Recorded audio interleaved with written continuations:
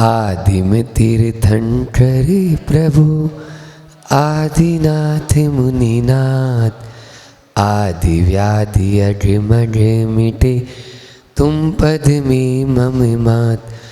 चरण शरण है आपके तारण तरण जिहाज, भव दधि तट तट ले चलो करुणा कर जिन राज।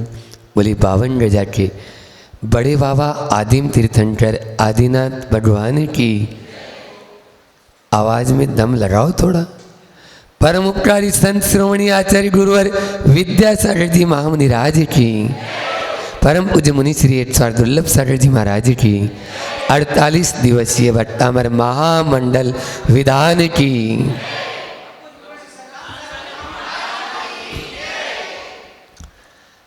कल अपन लोगों ने भट्टामर के 6वें छंद में पढ़ा था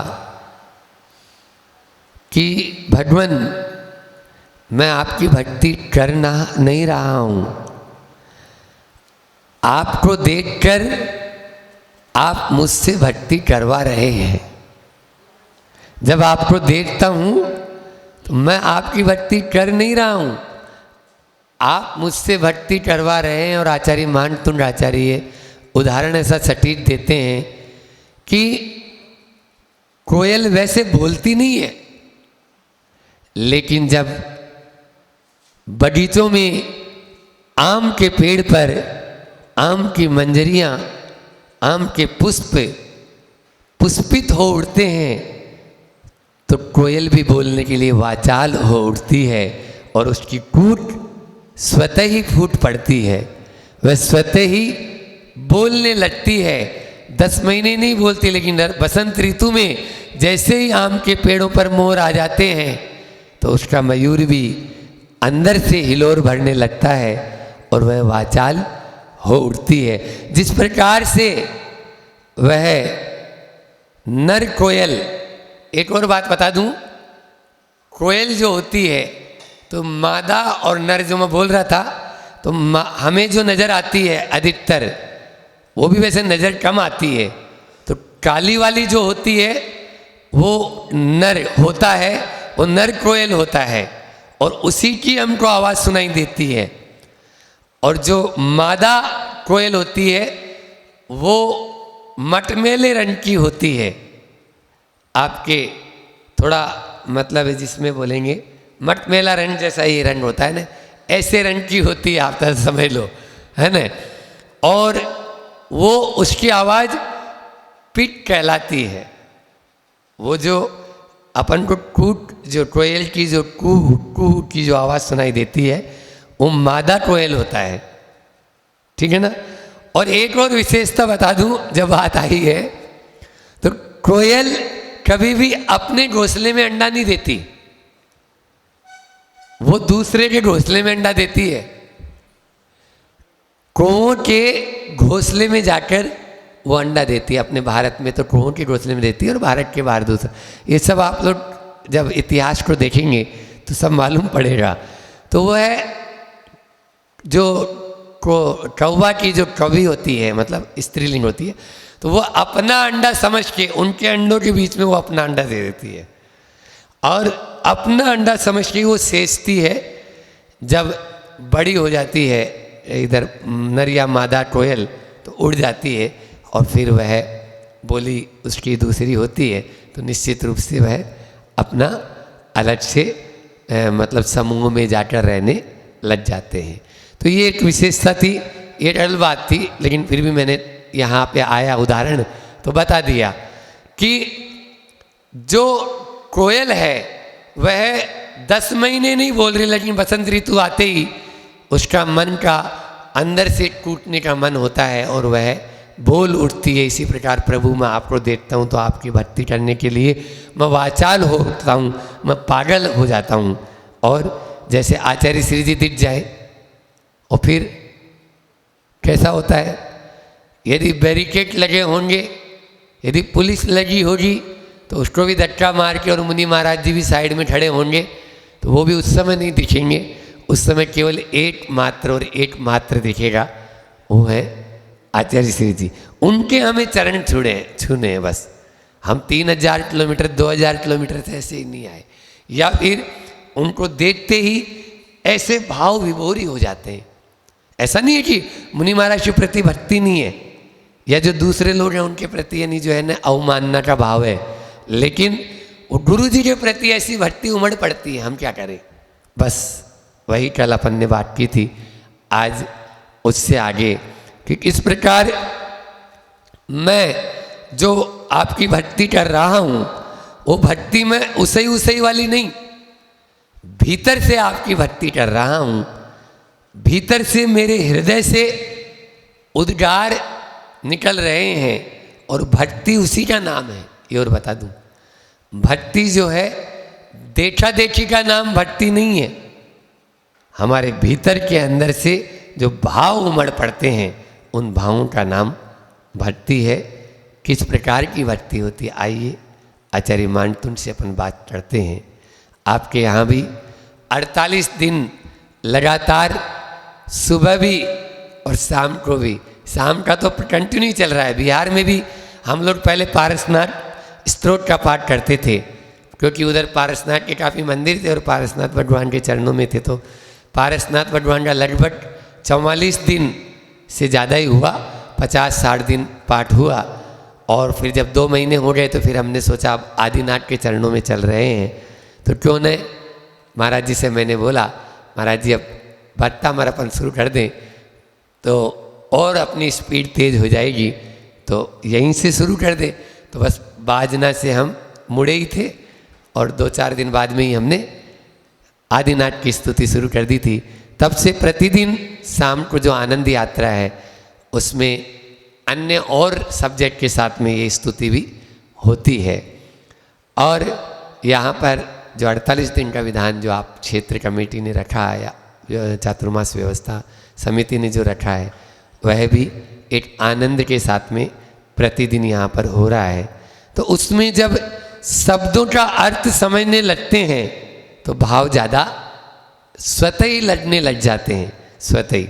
यहाँ पर भी और आचार्य मानतुन की एक और विशेषता बताऊं, उन्होंने हर बात को, जैसे हमारे गुरुजी होते हैं हर बात को उदाहरण देकर समझाते हैं, तो यहाँ पर भी हर छंद में वो उदाहरण दे रहे हैं। हर छंद में कल कोयल का उदाहरण दिया था, आज सूरज का उदाहरण है। पहले अपन उच्चारण करते हैं, फिर अर्थ, और फिर उसके भीतर जो आध्यात्मिक अर्थ क्या झलक रहा है वो भी अपन देखते हैं।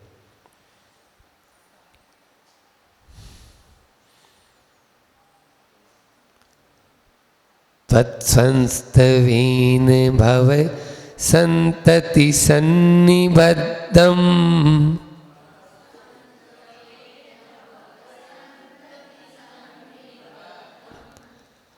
पापं क्षणाक्षयमुपेति शरीर भाजाम्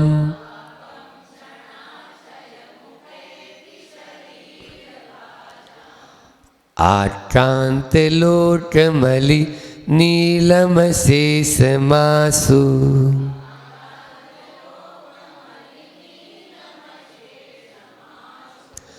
सूर्यांशु भिन्नमिव सार्वर मंदकारम्।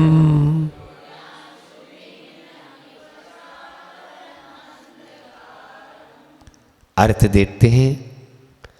त्वत् यानी आपकी, आपके। संस्तवेन संधि विच्छेद करते हैं। संस्तवेन संस्तवन से, संस्तवन से। त्वत् संस्तवेन आपकी, संस्तवन से आपके, स्तवन से। स्तवन और संस्तवन दो शब्द होते हैं ना, स्तुति और संस्तुति।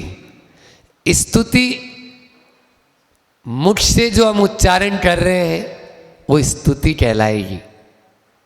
संस्तुति भावों के द्वारा मुख के माध्यम से जो हम बोल रहे हैं वो संस्तुति कहलाएगी।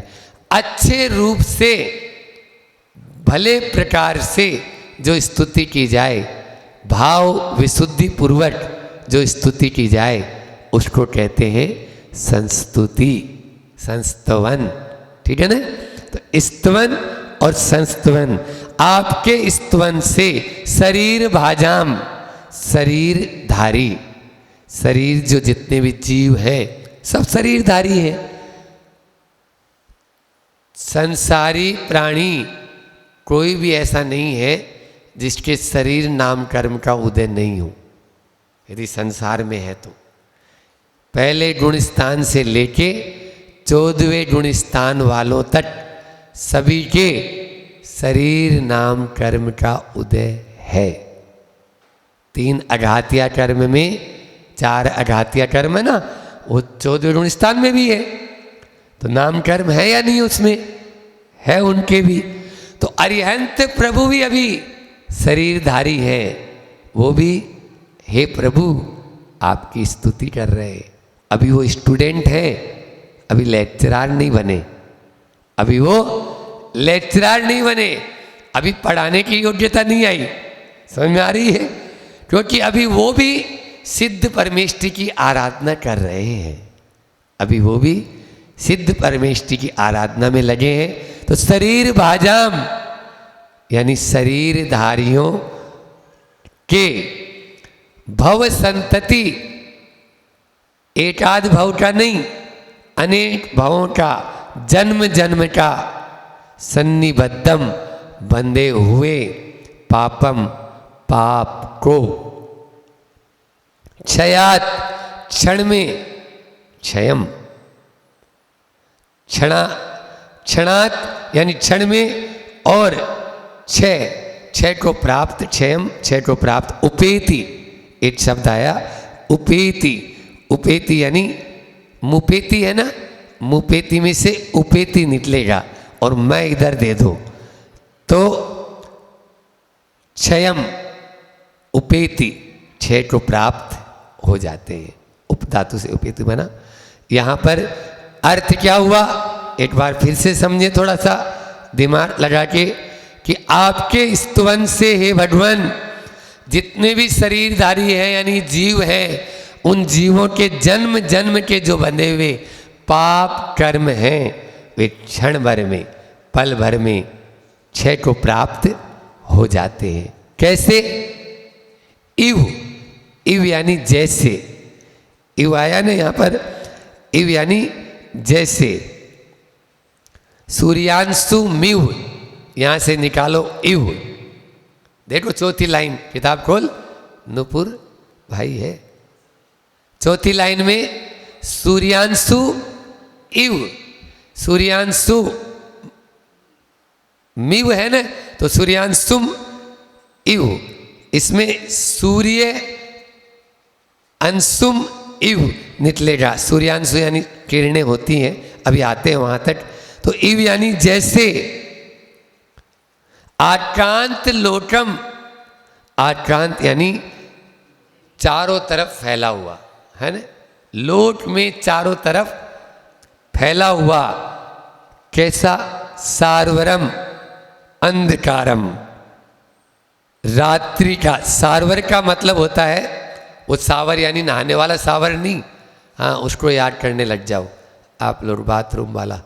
सारवरम यानी अंधकार का, सारवर का मतलब होता है अंधकार, रात्रि का अंधकारम, अंधकार, रात्रि का अंधकार जो लोक में फैला हुआ है। कैसा? और उदाहरण में उदाहरण देखो, अली नीलम, अली यानी होता है भंवरा, अली यानी भंवरा, अली कली के ऊपर जाकर जो बैठता है वो भंवरा। तो अली जो यानी भंवरा है वो कैसा होता है? नीला नीला होता है ना, वैसा हो। नील का 2 अर्थों में लेते हैं अपने यहाँ, नीला और काला है ना, नील भी बोलते हैं और कृष्ण भी काला भी बोलते हैं। तो काला या नीला व भंवरा जैसा होता है उसके समान रात्रि का अंधकार।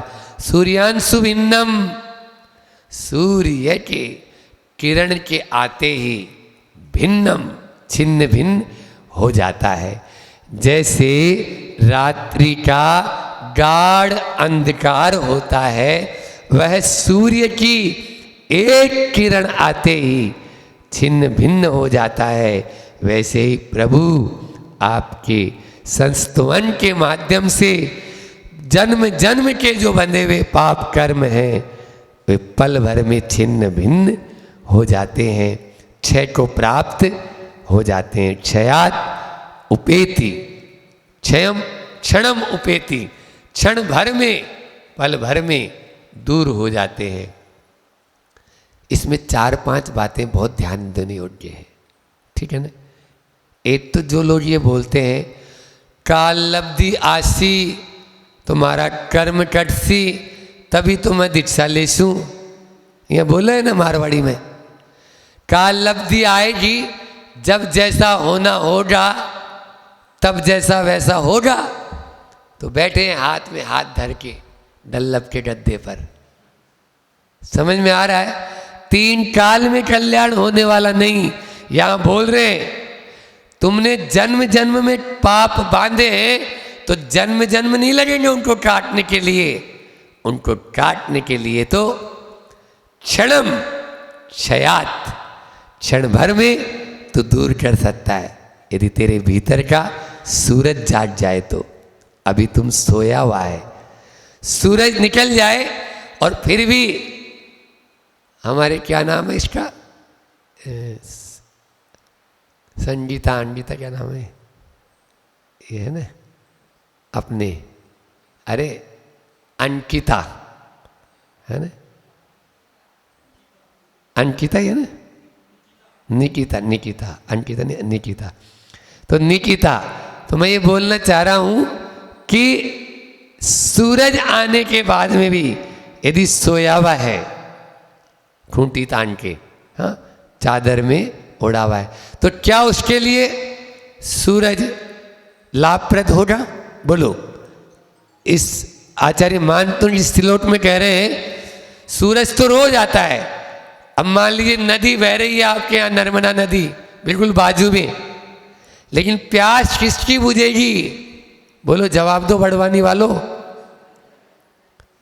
जो उस नदी के पास जाकर केवल खड़ा हो जाए, हाँ, और गुण गाने लगे। आचार्य विद्यासागर के बहुत प्रभावी और साधक शिष्य हमें मिले हैं खूब, और डांस कर रहा है, नाच कर रहा है, तो क्या उसकी प्यास बुझेगी? वो अपना हाथ का अंजलि बनाएगा और अंजलि में पानी लेगा, उतने से भी प्यास नहीं बुझने वाली। होठों के पास लाएगा और हलक से नीचे उतारेगा, तब उसकी प्यास बुझने वाली है। तो मैं यही कहना चाहता हूँ, यहाँ पर भी यही कह रहे हैं कि सूरज के आने पर अंधेरा दूर न हो, ऐसा होगा क्या? बोलो। सूरज आए और अंधेरा दूर न हो, क्या ऐसा हो सकता है? एक बार ऐसा हुआ, अंधेरा शिकायत लेकर भगवान के चरणों में पहुंचा।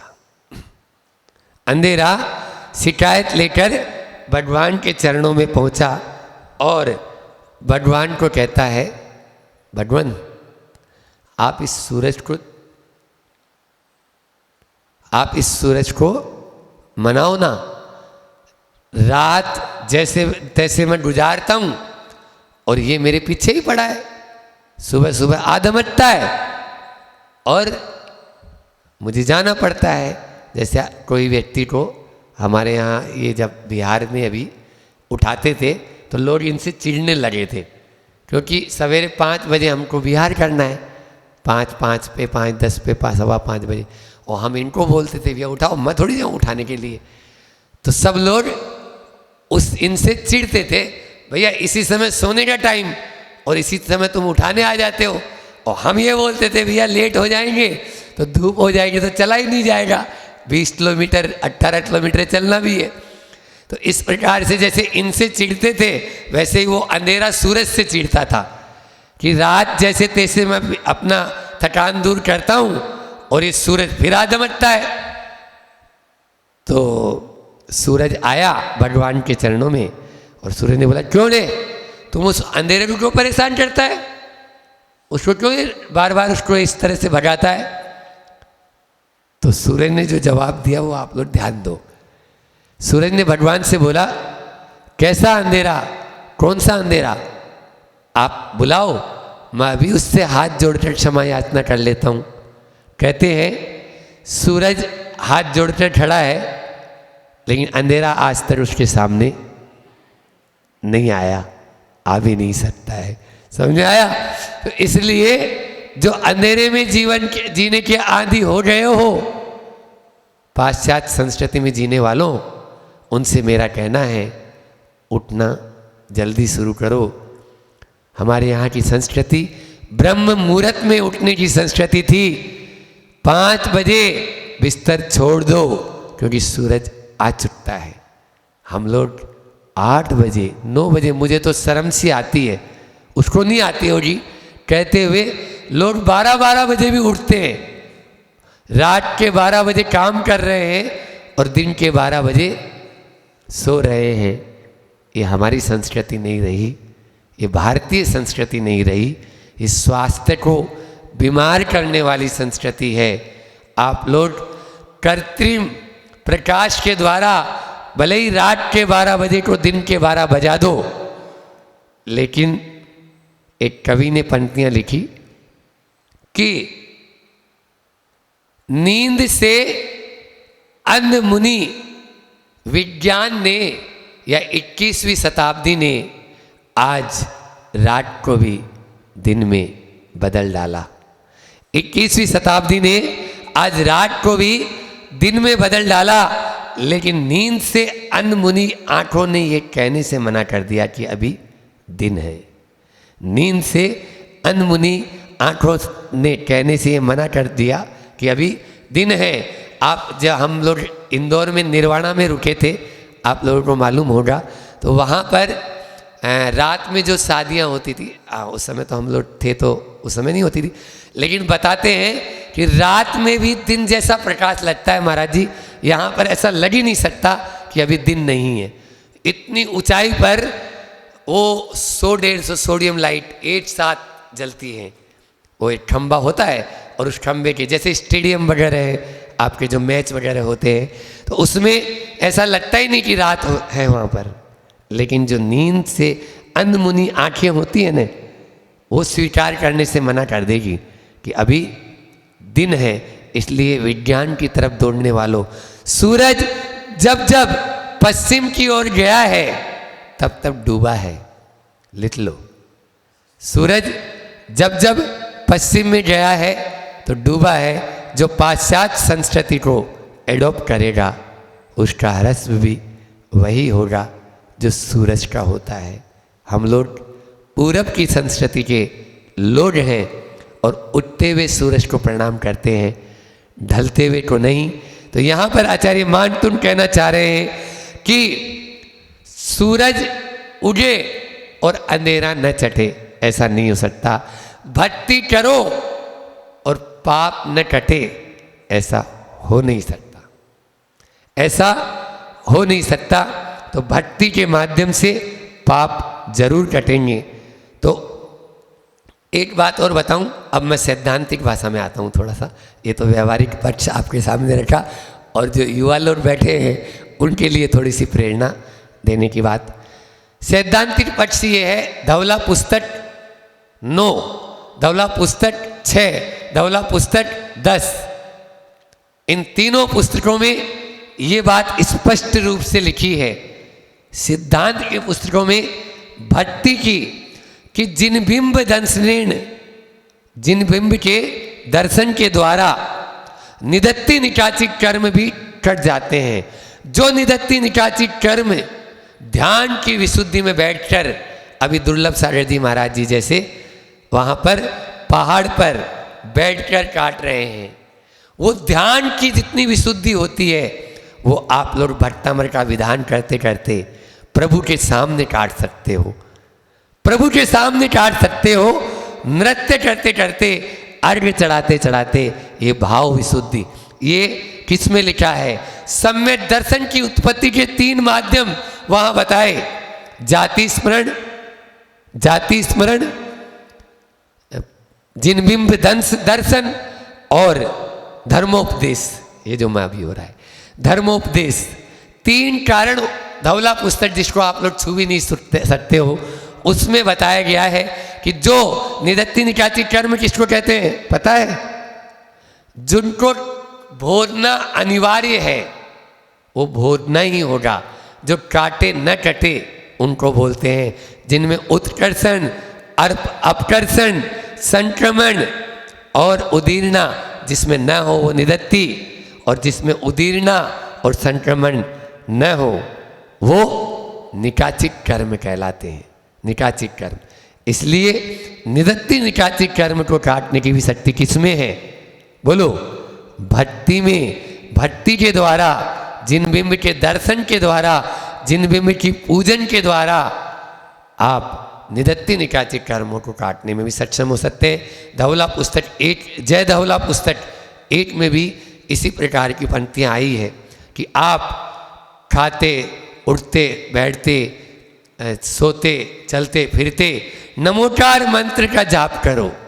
नमोकार मंत्र के माध्यम से आपके ये निदत्ति निकाचित या जो कर्म क्षय के लिए सशक्त माध्यम है, इसलिए नमोकार मंत्र के माध्यम से भी हम उनके जाप से, हम उनके स्मरण से, उसकी भक्ति से, नमो अरियंताणम, नमो सिद्धाणम, नमो आयरियाणम, नमो वज्जायाणम, नमो लोई सव्यसाउणम, यही साथ जाएगा।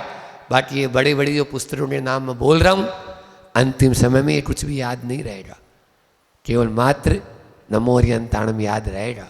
और वो भी हमारे यहाँ पुण्य होगा तो याद होगा। अनेक बड़े बड़े आचार्य ऐसे ही चले गए, कंठ अवरुद्ध हो गया, बोले ही नहीं, कोमा में चले गए, बड़े बड़े साधक भी। इसलिए उस समय मेरे कंठ से अवरुद्ध न हो।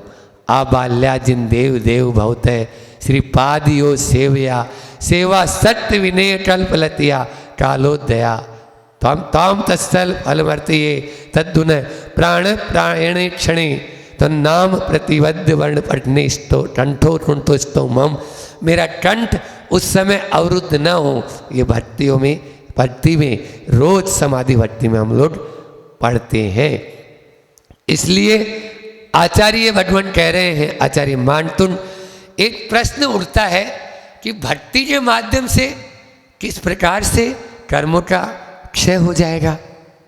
ये प्रश्न आपके मन में भी उठ रहा होगा। तो जिस प्रकार से हम जब भी, अभी जैसे आपके यहाँ सिद्ध चक्र विधान हुआ, बोलो सुरेश भाई, तो जब सिद्ध चक्र विधान हुआ उस समय जब मंत्रों का उच्चारण हो रहा है और वो भी मुनि महाराज के माध्यम से, तो आपके मन में एक विशुद्ध परिणाम होते या नहीं होते? होते हैं। उस विशुद्धि के माध्यम से जो हमारी अंतःस्रावी ग्रंथियां हैं, उन ग्रंथियों में जो रसायन स्रावित हो रहा है, वो रसायन संश्लेष के माध्यम से संश्लेष परिणाम वाले होंगे और विशुद्धि के माध्यम से विशुद्धि का रसायन स्रावित होंगे। और जैसे ही विशुद्धि के रसायन स्रावित होंगे तो उनसे हमारी कर्म दशा बदलेगी, कर्म दशा बदलेगी तो हमारी भाव दशा बदलेगी, और भाव दशा बदलेगी तो हमारे कर्म जो पुराने हैं वो कटेंगे। एक बात और कहना चाहता हूँ इस श्लोक के माध्यम से कि हमारा प्राचीन कर्म तो कटता ही है, नवीन पुण्य की प्राप्ति भी होती है। आपके मन में फिर प्रश्न आएगा, भगवान या गुरुदेव, एक कारण से एक ही तो कार्य करो, आप एक कारण से दो दो काम कर रहे हो, पुण्य का बंद करते हो और पाप का क्षय करते हो, क्या ऐसा हो सकता है? तो धवला पुस्तक 1 में वहाँ समझाते हुए कहते हैं, उनको मालूम था कि 2000-3000 साल बाद में भी ऐसे खुरापाती आएंगे, उस समय भी होंगे, इसीलिए तो लिखा होगा।